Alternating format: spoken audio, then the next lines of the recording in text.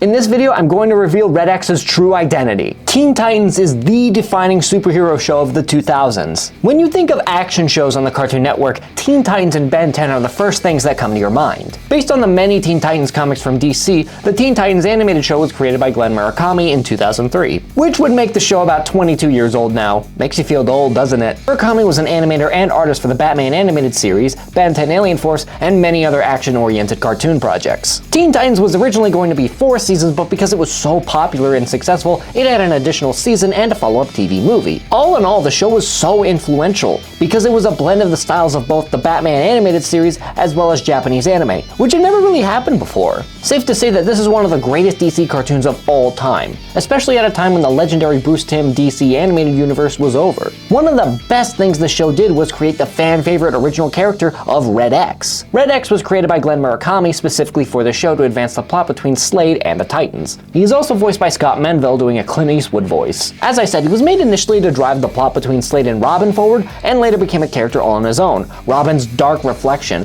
the anti-Robin. He was so awesome, a great costume, cool name, and a great foil for the team, and a mystery about who he was plagued the series. This was the problem though, they never revealed who Red X was. No kidding, they built up the mystery in all of his appearances, but they never revealed it. And 22 years later, they still haven't. I don't know, maybe it's because the show was canceled and they are holding out for a revisit, but it's still bizarre. The cancellation is a big talking point for the series. In interviews, the creators and voice cast said they wanted to do a season 6 while focusing on Starfire, since the other 4 members got seasons dedicated to them. But there was no official reason why the show was canceled, even though it was getting high ratings and praised heavily by fans and critics. It's theorized that the licensing deal between WB Kids and Cartoon Network ran out since it was a 4-year deal and the show went on for 5 years. Maybe the toy manufacturers canceled it, maybe DC wanted to move on to something else, it's a mystery. Or at least it was until recent years when the voice actor for Aqualad, Will Wheaton, said in an interview that the pitch for season 6, whatever the story was,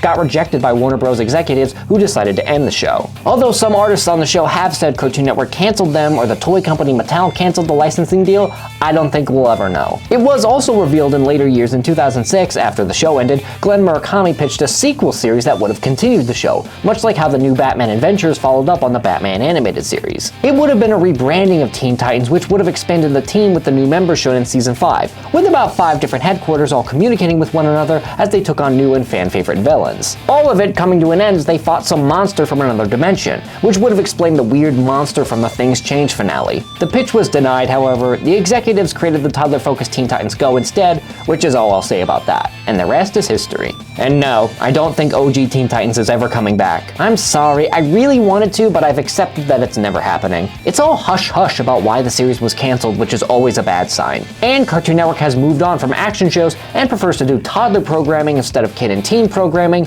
which I never liked, but what can you do? Plus, I'm sorry to say, but the desire for season 6 has died out. Even if it did come out now, the expectations would be way too high, and that would set it up for failure. And the one time the Teen Titans did come back in the Teen Titans vs. Teen Titans Go special, it was disappointing, teetering on infuriating. They weren't the versions we all know and loved, they were depicted as parodies of themselves. Hyper-fixated on training constantly, brooding about nothing, and being quite jerky, which was not accurate to the show at all. They joked around just like the Go Titans all the time. However, I and the rest of the fandom cannot rest until we know who Red X was supposed to be. With all that said, let's watch some Teen Titans and see if we can deduce who Red X is. My name is Rocco from Reamlore, and let's dive in. By the way, if you enjoy this video, make sure to like and subscribe, because we upload videos just like this one on our Reamlore channel. We upload a great video Tuesday, Thursday, and Friday at 3 p.m., so make sure you're subscribed with that bell pressed to get notified when we upload. Season 1, Episode 9, Mask. The episode starts out with the Titans stopping a bunch of masked robbers from stealing a valuable computer chip. Robin was created by writer Bill Finger and artist Bob Kane, and here he was voiced by Scott Menville,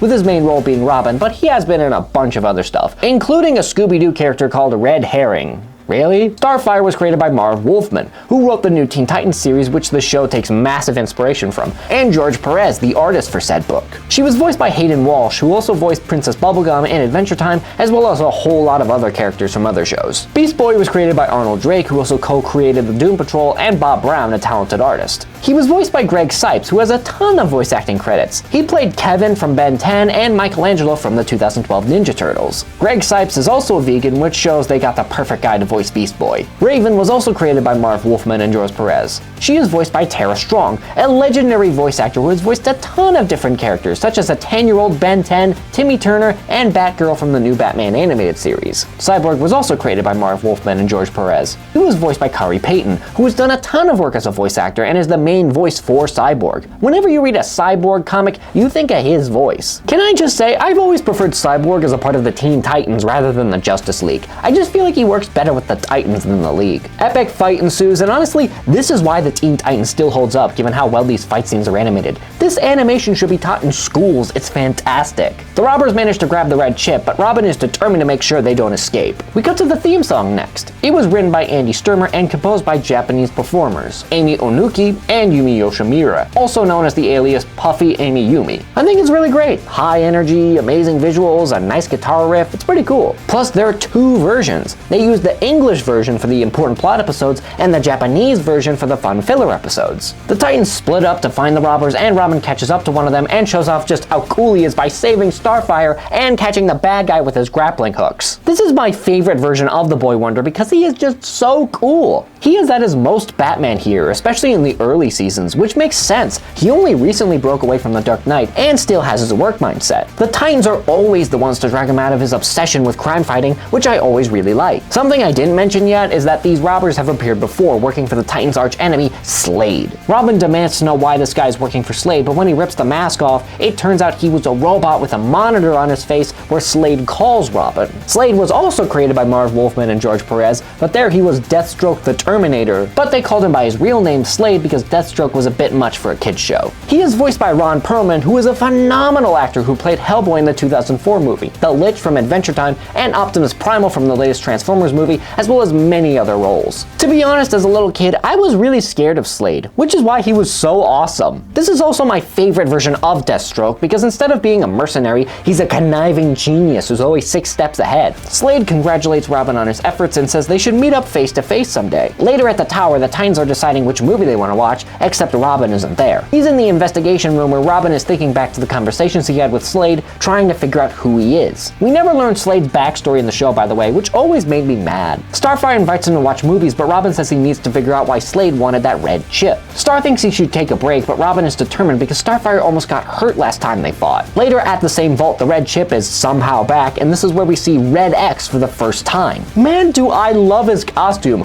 all black with a skull and a red X across his chest and mask. He has a utility belt, awesome torn up gloves, and a dark cape. Red X takes the chip as he somehow phases out of there. Yes, he can phase teleport to certain distances. The Titans are trailing Red X except for Robin, who is tracking a Slade lead, and the other Titans say they can handle a thief. Guys, trust me, you cannot. Red X shows up and just has the best fight scene, showing off he can shoot red beams, red super glue, as well as capture tape to stop Star and Raven. Red X restrains the Titans before running off. Later we see that Red X contacted Slade looking for a price check on the red chip. Slade asks what Red X wants for the chip, and he says a partnership in Slade's plan. Slade says if he wants to team up, he needs to do more. Robin says he should have been there, but Cyborg says it wouldn't have made a difference since Red X had a gadget ready to take down each of them. Later that night, the Titans are called in by Robin saying he's in pursuit of Red X and they need to get there fast. The Titans do catch up where they see Robin being trapped by Red X in a net. Robin tells the Titans to chase after Red X in the subway, where Cyborg uses his infrared eyes to see the invisible Red X,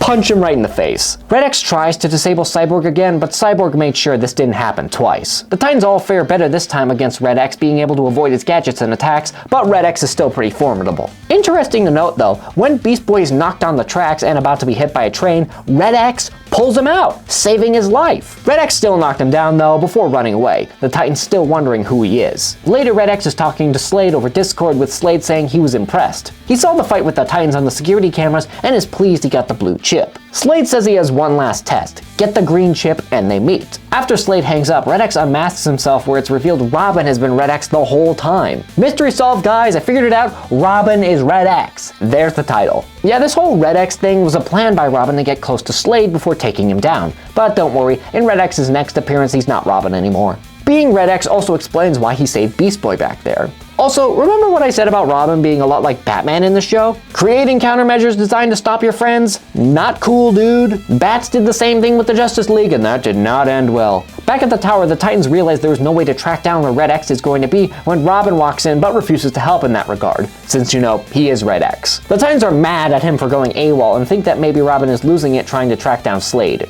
Ya think? Starfire defends Robin's actions since he is working hard to take down Slade. Starfire goes into the crime room trying to figure out where he's been going when she finds a hologram repeating what he said while chasing Red X, and she figures it out. Red X steals the last green chip and Slade meets up with him. Red X asks what they're for, but Slade says he can't easily trust him with that information. Robin? Yep, Slade found out and set up this ambush, with his robots surrounding Robin, and he takes the chips. He probably found out from Red X saving Beast Boy for no reason. As the robots close in, the other Titans show up to catch Red X, but this is where Robin unmasks to get the Titans to let go of him so he can chase Slade. He then does the quickest costume change ever and goes after Slade, jumping from rooftop to rooftop, Ninja Turtle style. Robin says that he's going to take down Slade, but Slade says stealing to trap him doesn't make Robin a hero. Two wrongs don't make a right. Robin doesn't care and tries to fight Slade, but Slade is way more skilled and knocks Robin off the roof. Shockingly, as Robin was falling, Slade saved him, saying he's not through with Robin yet, which would tie into a story later down the line. Robin gets the upper hand, knocks down Slade, and retrieves the chips. Robin rips off Slade's mask to reveal this Slade was actually a robot. He was never really there. Slade calls him on Discord again through the robot, saying they'll meet up again someday before detonating the copycat. Later, Robin is back in the crime lab where Starfire talks to Robin after the others had yelled at him saying he deserved it. Starfire came to understand why he became Red X and didn't tell anyone.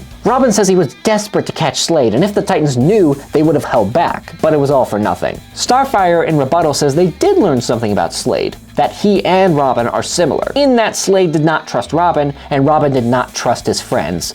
Man, that's cold, but it is deserved. That's the end of the first episode, but how does it rank? Characterization, I'm giving a 5. Everyone is really strong in this, the standout being Robin, so desperate to capture Slade he makes a terrible mistake. The story is getting a 5. Sure, you can guess what is happening early on, but the payoff of Slade taunting Red X is so good. The fight scenes make this super entertaining to watch. This is why Teen Titans is still so beloved. They were way ahead of the curve. Importance, I'm also giving a 5. Red X's debut is a big part of Titans history. Yeah, he doesn't factor into the big story arcs, but the character is such a big part of Titan history. That was Red X's initial debut, and you'd think based on how it went, Red X would just retire here. That's how it was until we got to Season 3. Season 3, Episode 2.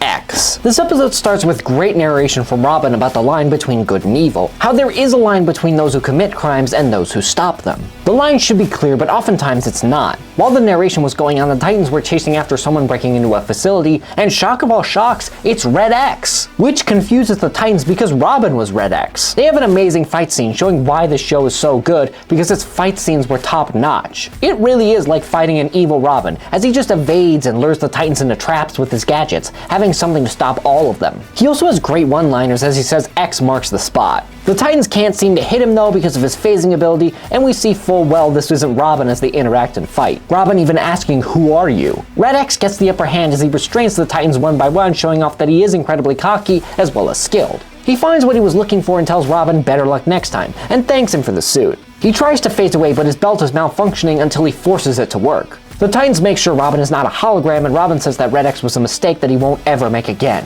Robin gives a recap of the previous Red X episode where he shows regret for what he did. Being obsessed with taking down Slade, he took on a villain persona to try and find him, but he failed, nearly died, and almost lost his friend's trust forever. Robin locked up the suit in the Titans' vault, but somebody broke in and stole it. While Robin was having this dramatic narration, the other Titans are trying to figure out who he is if it isn't Robin behind the mask. Beast Boy created a board of theories showing off the possibilities. There's Robin from the future, interdimensional ape, evil twin clone, a long-lost brother which looked like Scott Menville, and a bionic monkey infused with Robin's DNA.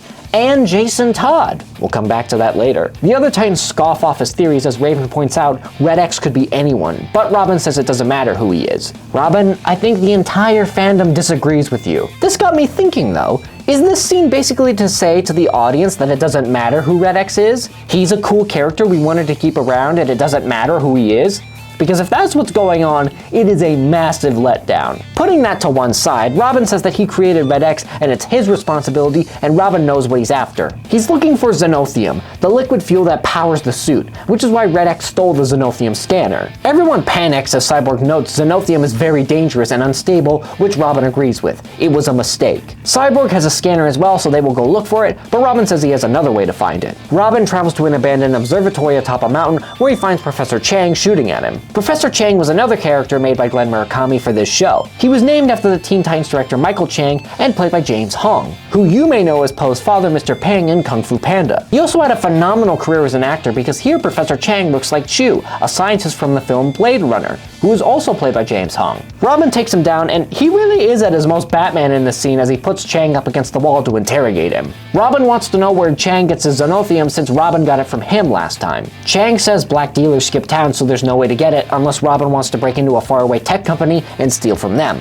Robin tosses him aside and calls the Titans, telling them he knows where Red X is going to strike, but Cyborg is knocked out by a red flash. Later they all meet on a rooftop scoping out the tech company, where Robin admits he couldn't destroy the Red X suit because the power core was so dangerous. When Cyborg goes dark on comms, they assume Red X got to him, which Robin blames himself for. Starfire says that the mistake Robin made is in the past. He's no longer Red X. Which is when Red X shows up and admits it looks way cooler on him. They have a fight where Red X restrains the Titan so he could slip past and get to the tech company. After they get free, they chase after Red X with Beast Boy asking if Robin gave him enough gadgets. Robin then tells him to split up. Dude, I know that you're under a lot of stress, but that is a terrible decision. While split up, the other Titans get taken out by Red equipment because of course they did. They split up. Robin hears Starfire scream down the hall, but Red X is there. And strangely, even though he has the drop on Robin, he gives him a heads up before they fight. That's strange because earlier the Titans were taken out from behind. Anyways, they have a great fight while running through the security system of this laboratory, which has no human guards for some reason, just a death laser. Red X manages to slip into the vault and get the Xenothium ore, which will power his suit for a long time. Before he can escape though, Robin shows up to stop him from leaving.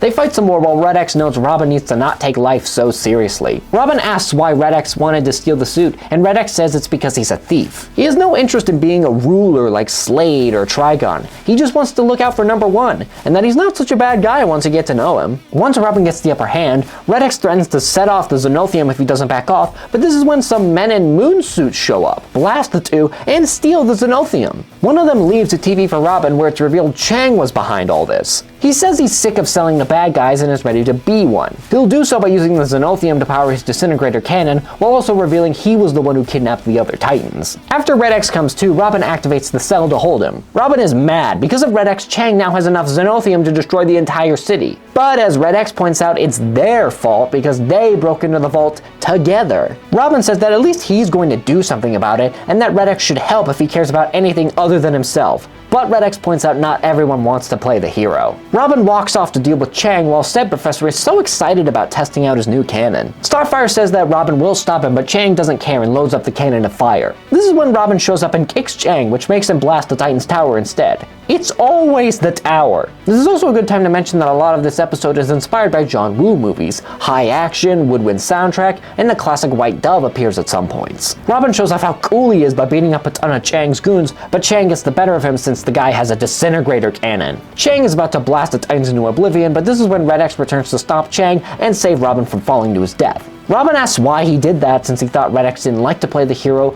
but Red X has a great point. It doesn't mean I don't know how. We then get this awesome sequence with Red X and Robin working together to take out all of Chang's men, ruin his cannon, free the Titans, and defeat Chang. Red X is more interested in the Xenothium, which is what he really came for. The Titans stop him though, as Red X says one vial is all he needs to keep the suit going for a long time. But Robin points out he stole the Red X belt back, meaning that the vial is useless. Red X is impressed as he destroys the vial and gets away. In the epilogue, we see that the Xenothium was returned, Chang and his men are in jail, Red X escaped into the sewers, and Robin is locking up the Red X belt. All of this is backed up by Robin's narration from the start, about the line between good and evil being especially unclear. Does Red X helping the city make him a hero, or is Robin to blame for all this destruction since he created Red X? He just doesn't know. Characterization for this I'm giving a 6. In the short time we know Red X, we really get a feel for his layered personality. It's why Red X has lasted for so long after the Titans ended. Plus, everyone else is great, particularly Robin dealing with the consequences of his mistake. The story's getting a 4. It's a pretty good story, although to be honest, they didn't hide Chang was behind the Titans' capture very well. But everything else was great, including Red X and Robin teaming up. As I said, it's very strong. Entertainment gets a 7. This one is super fun to watch. Robin fighting Red X is really cool by itself, but them fighting together is even better. Importance gets a 5. I mean, it's the proper debut for Red X as a villain and his big standout episode that launched a million fan theories about him. It's a must watch. That was just an iconic episode of the Teen Titans, and if you haven't seen it, change it now. But we now had a mystery on our hands, the mystery of who is Red X. Unlike the other characters on the show, he had no pre-established comic book history, so it's a proper mystery as to who he is. Unfortunately, there is no follow-up on the mystery, but Red X appears one more time in the show. Season 5, Episode 9, Revved Up. Okay, so while this is the last appearance of Red X, I'm going to skim through this episode and tell you about the important bits. Because this episode isn't about Red X, it's about a minor Teen Titans villain from the 60s. It's a race episode with Robin and the Titans chasing after a supervillain, or just an antagonist, called Ding Dong Daddy.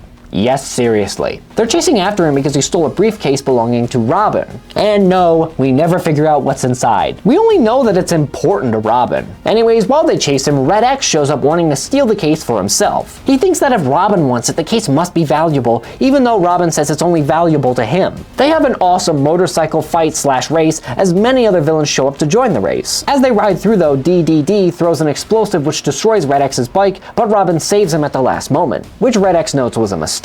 Robin doesn't care, but Red X says if the briefcase means so much to Robin, then he should go and get it. In one of his coolest moments, Red X takes down every other villain that showed up to take the briefcase. He destroys their vehicles, and when Gizmo asks whose side he's on, Red X says, "Mine," before destroying his car. So cool. The last time we ever see Red X in Teen Titans is when he asks Raven and Starfire to tell Robin they're even. For now, before vanishing. The rest of the episode plays out how you think. Robin beats up and defeats DDD and gets the briefcase. The episode ends just before we see what's inside the case because we can't show their personal lives. That sucks. Now apparently them not knowing what was inside the case was a reference to a similar case in Pulp Fiction which never gets answered, but that doesn't change that it's unsatisfying 16 years later. I don't even know if they had anything in mind. They just wanted a MacGuffin item for the race, nothing more. Okay, rankings for this one. Characterization I'm giving a 2. It was pretty average, all things considered. No one grows or learns from this experience, so it was all completely meaningless. I know filler episodes are just that, filler, but you could have at least had a character dilemma. The story I'm giving a 1. It's such a weak story. Robin gets something taken and has to get it back. There's no depth, and we don't even learn what all the fuss was about. Entertainment gets a 4. The racing is pretty fun, I will admit. I know most people don't like the racing episodes of cartoons, but I always thought they were a blast. Importance I'm giving a 2. You can skip this one. Despite it being Red X's last appearance, he doesn't do much, and we don't learn anything more about him. It's a filler episode that doesn't even advance the characters. All in all, it is an entertaining episode with a lot of great bits, but it's a little disappointing as it's the last time we see Red X. Everything about this teases they will follow up who he is in a later episode, but it never happened. So, with all those episodes reviewed and all the information in front of us,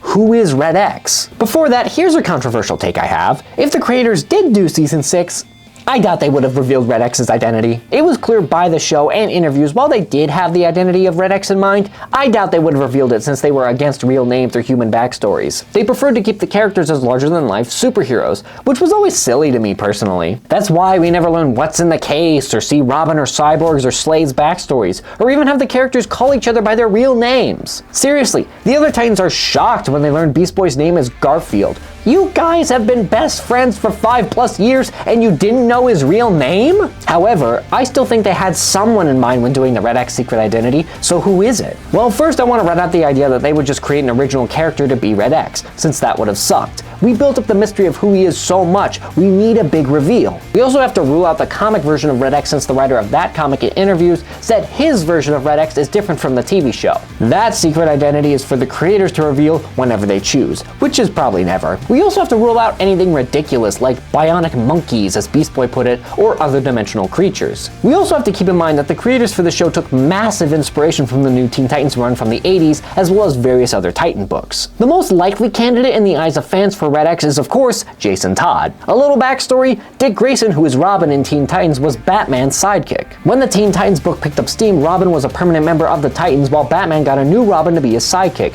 Jason Todd. I won't go too in depth for his story because I want to save it for another video, but safe to say Jason Todd was dead soon enough. Later in 2002, there was a famous Batman storyline in the comics called Batman Hush. One of my favorite stories that featured a fake out where Clayface took the form of Jason Todd, and for a while people thought that Jason had been resurrected as a villain. It was a fake out, but it was a great fake out because people loved the story potential of Jason, a dead Robin, coming back as a bad guy. This was 2002, and Red X debuted sometime after 2003, so it's safe to assume the creators could have been influenced by that moment. In addition to that, Jason Todd would really come back later as a part of the Under the Red Hood storyline, where he was revived as a vigilante villain very similar to Red X in 2005. And during the Who is Red X scene where Beast Boy breaks out the Who is he on the board, Jason Todd is on there as a cameo. And during a Tiny Teen Titans short when they asked who Red X is, they make a lot of jokes to him as being Jason Todd. Red X being Jason could be a reason they never show him, because do not forget Teen Titans was airing during the Bat Embargo Act. Remember me talking about that in one of my first videos talking about the Batman from 2004? The Bat Embargo Act is basically where characters can only appear in one thing at a time, and one Robin was enough for the Teen Titans, plus again, no personal lives. Despite all of that though, I don't think Red X was meant to be Jason Todd. While that would have been great, it doesn't answer the big character differences between Red X and Red Hood. Red Hood was obsessed with stopping or controlling all crime in Gotham, taking down the most dangerous people, including the Joker. Red X, on the other hand, is a thief who only cares about looking out for himself. That doesn't jive well with Jason, who at his heart always wanted to be a good person even if he got carried away fighting criminals. Whereas Red X only helped people when he felt like it. I mean, sure, Jason was trying to steal the Batmobile's tires in his debut, which is stupid, but he was doing that because he needed money to survive, not because he wanted to be rich. Even in his worst moments, Jason Todd is a hero at heart, whereas Red X, as he says, doesn't enjoy playing the hero. There is a problem of Red X's age as well. In the show, Red X is taller, seems a bit older than Dick Grayson, and calls him kid a lot. That doesn't line up with Jason, as Dick would have been 15 or 16 when he joined the Titans, and Jason was 10 when he joined up with Batman. It would have been weird if Jason was suddenly much older than his comic counterpart. Not to mention that Jason was not a part of any Teen Titans book at the time, so I don't know why the creators would bother to include him when there was so much Titan history to pull from. And the Hush thing was just a fake out with Clayface. Jason didn't come back for real until well after Teen Titans was airing. It is a good theory with tons of evidence, but there are too many problems for it to work and things to ignore just to accept Red X as Jason. With all that said, who do I believe is actually Red X? Drum roll please. I think it's Grant Wilson, aka Slade Wilson's oldest son. In the pages of the new Teen Titans book, Grant was a mercenary working for Hive, which was a criminal organization focused on stealing and wanted to attack the Titans because of their fight with the Gordanians destroyed his house. He gets powers identical to his father, but dies in the fight since the Deathstroke powers slowly killed him, causing Slade to vow vengeance against the Titans. Now that's not much, right? But here's the thing, because Slade's backstory was altered slightly, his son is probably still around. He would probably be a skilled fighter on par with Robin, and in the comics he was a bit older than the Boy Wonder. And think about a mercenary's goals: to make money, which lines up with both Grant and Red X. And Grant never really had a supervillain identity in the comics until his reinvention later down the line, so giving him the Red X moniker would have worked perfectly. Now don't you say, oh, they wouldn't involve Slade's family in the show. At the tail end of season 5, they bring in the character of Jericho, who is Slade's youngest son, so it's totally possible Grant could be Red X. About his relationship to Slade in the comics, he idolized Deathstroke but didn't know he was his father since his mom divorced him, so he's not really connected to Slade in the comics or the show. Plus, during the supposed Murakami pitch made about a sequel for the series, he decided he wanted to bring in Ravager, aka Grant Wilson, into the revival. Maybe he had a plan to reveal Grant Wilson as Red X finally, or at least reveal Red X to be Slade's son. This way, if Murakami wanted to, he could bring in Slade's daughter Rose and give her the moniker of Ravager instead of Grant to keep them apart. It just seems like everything adds up with Grant. Didn't really have a supervillain identity until later, hates the Titans, older than Robin, more skilled than Robin, only cares about himself, wants money, formerly working for Hive to explain his skill set, a connection with the main villain, cocky in his demeanor, and played a big part in the new Teen Titans book, which the show took massive inspiration from. This is my personal headcanon for who Red X is, but I would love to see your theories down in the comments below if you think it could be someone else. But no matter who you think it is, Red X is one of my favorite bad guys, and I hope to see more of him in the future. Thank you so much for watching this video. If you enjoyed, make sure to hit that like and subscribe button, and I'll see you all later.